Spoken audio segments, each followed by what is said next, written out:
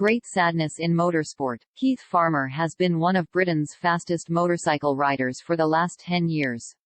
Since 2011 he has clinched numerous victories, he has even been British champion 4 times. Recently, however, the exceptional talent was plagued by a few injuries and therefore gradually withdrew from racing. Now Keith has died surprisingly at the age of 35. His brother David announced the death on Facebook. I am at a loss for words. Our little brother left us at 1:45 a.m. this morning with all of us by his side. Life will never be the same again. He made us all so proud and we will miss him dearly, she wrote.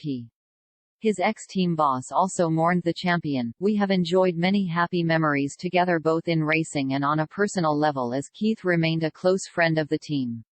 He added that Keith's talent was undeniable. The cause of death is not known. Just a year ago, Keith ended his career in the motorsport industry. He told Newsletter at the time, "I just feel like the time is now because the pleasure is gone and my body needs a chance to heal from the injuries I've had over the past few years." He leaves behind his wife and 2 children.